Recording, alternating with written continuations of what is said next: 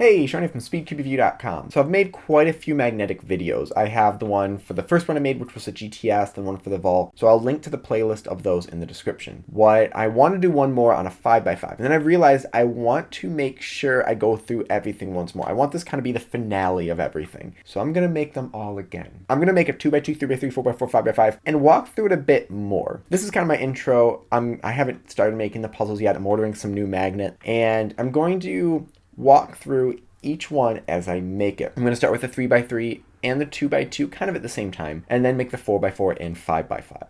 Now, if you're scared to make a 4x4 and 5x5, it's the exact same thing as just making two 3x3s. In a way, you're doing the exact same thing just twice. So I'm going to kind of walk through it here and make the videos later. Hopefully they sync up. I might have to record some new audio. If the audio feels a little bit different from one to another, that's what's going on. So first off, for the 3x3. On all of these puzzles, you want to start with just two magnets and gauge all the rest from there. Many times I've seen people just put magnets randomly in there and then not realized how they messed up with polarities and placement. So just do two. What you'll do is you'll take the cube apart. This is a puzzle that comes apart where there's a three-piece corner design. On cubes that have caps, it's the same idea, but you'll just place two magnets and then scramble and then place two according to there. So first we place two magnets, one on the edge and one on a corner piece like you see right here. Once those are dry, what you'll do is you'll take those two pieces and from the edge, place another corner, and from the corner that already has a magnet in it, place another edge. Once those are glued in, now you have four pieces. And so from the two edges, you will now magnetize two more corners compared to where those ones are. And from the two corners, you do two edges. So now you have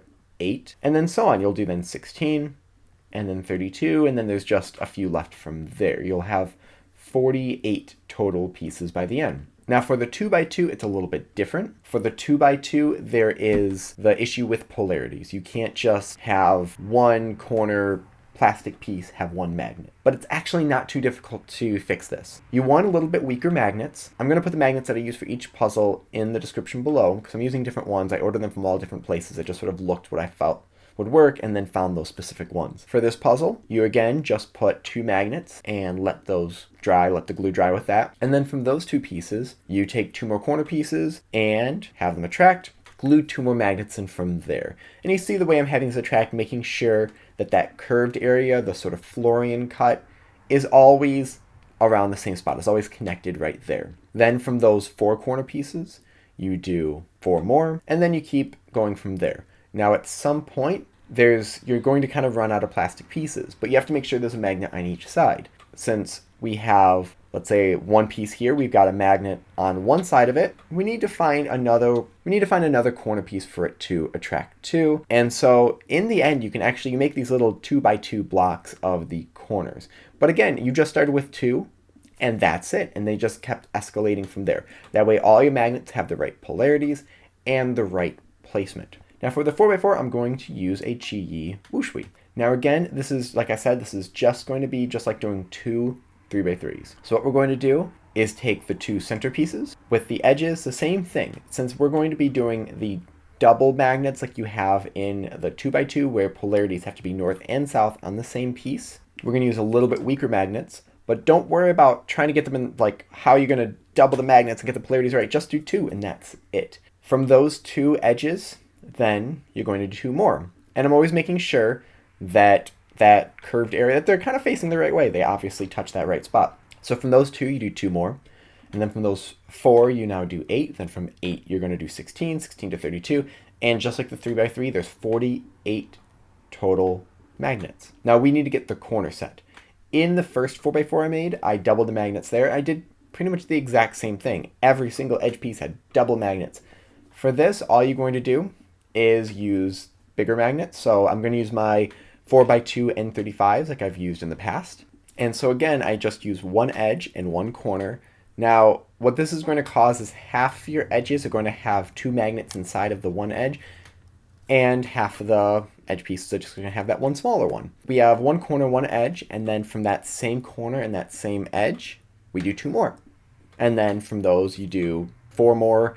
And again, it dominoes from 4 to 8 to 16 to 32, and then the rest of them.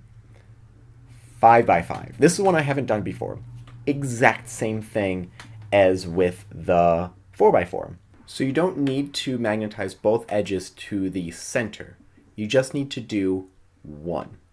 So what you're going to do is take the centerpiece. I'm always just going to pick the same one. So I'm going to use the left edge. And once you put two in, you're good. Because again, you can base them all from there. So from that center and that edge, you then do another center and another edge, and then another center, another edge, and another center, another edge, and just do all of them until you get to 48. And then you're going to have 48 more edges and 48 more corners left. And so we take one edge and one corner, make sure, they're matching up, and glue two magnets in. And once again, the domino effect, 2 to 4, 4 to 8, 8 to 16, 16 to 32, 32 to 48. And that's it. So it's always that same thing. None of the puzzles really have any issues of trying to figure out how to make it work with having weird magnets. You can always start with two and do all of them from there. I don't know how many more magnetic puzzles I'm going to make from here, and if I do, they're probably going to be for myself, and I see no reason to make any more videos. If I do, there's something new or something I haven't thought of. That's pretty much it. Hopefully this video helps people understand it. I know some people are still confused by the other ones because I kind of just talked about it more than showing it. Now I'm basically just using super glue. I'm using Gorilla Glue, the Gorilla Super Glue, and I've seen a couple other ones. They have one now that has a brush where you can brush on the glue, which is amazing. I've used super glue that has a brush before and it works so well, but I already have like 3 more bottles of this Gorilla Glue, so I have no reason to buy another one right now. I love magnetic cubes. I don't think, they really make anyone that much better.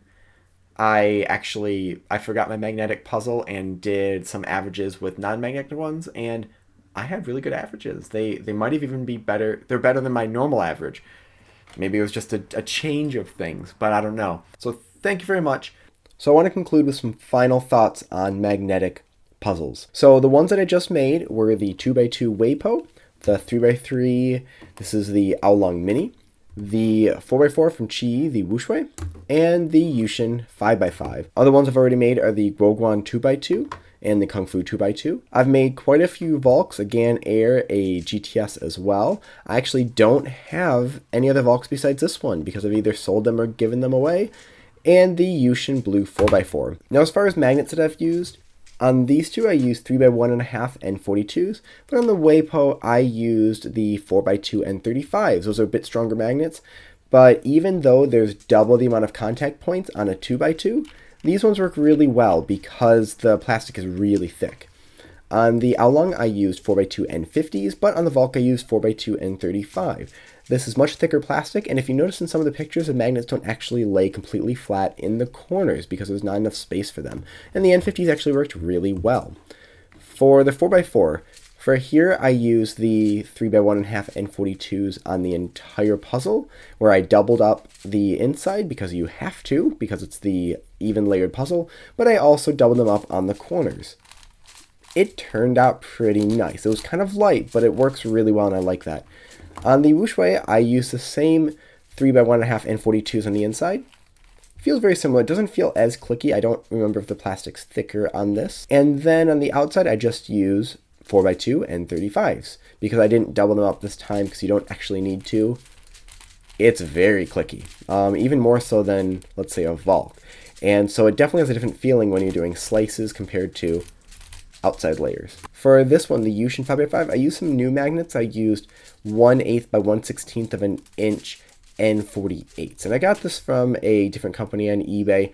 The strength says it's pretty close to the 4x2 N35s, but I really have almost no click on here. You can hear this.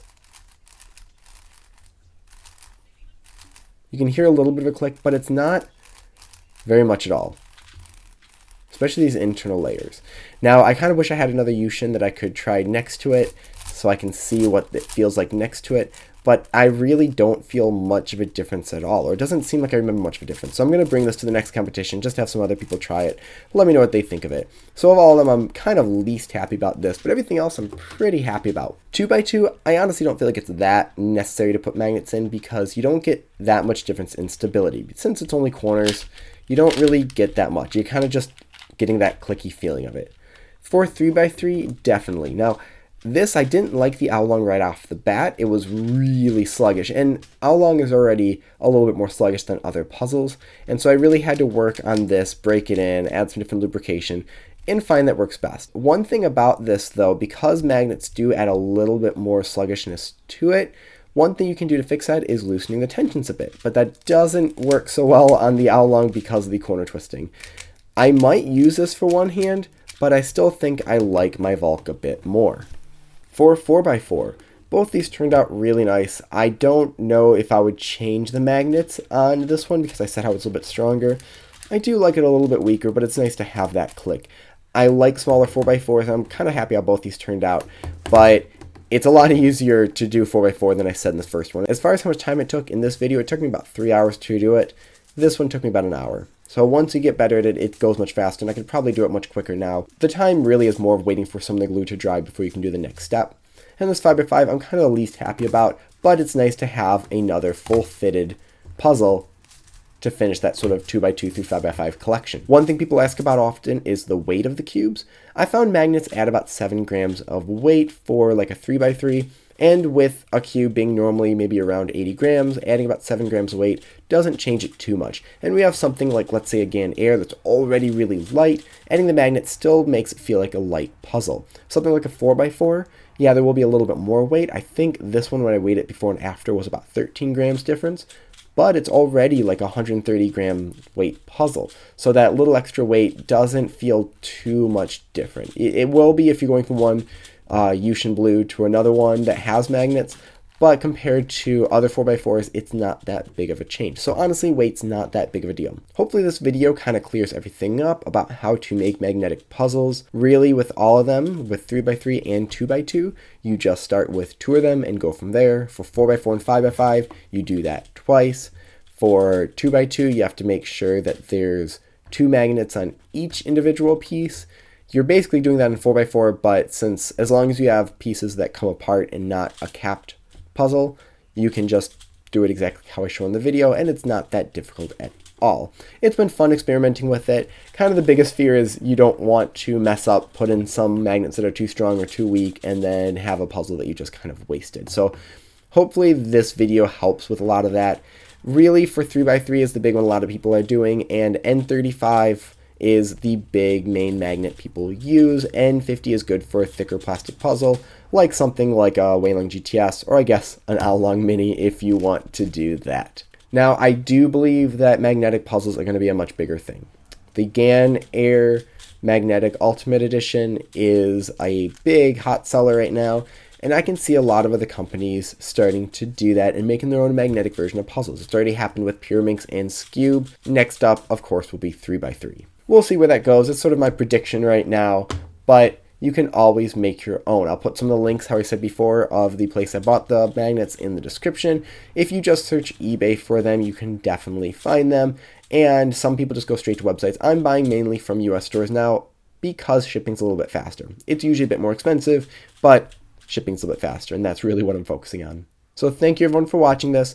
Leave your thoughts and questions in the comment section below. Hit like and subscribe for more content like this in the future, and as always, stop by speedqview.com for more news and reviews.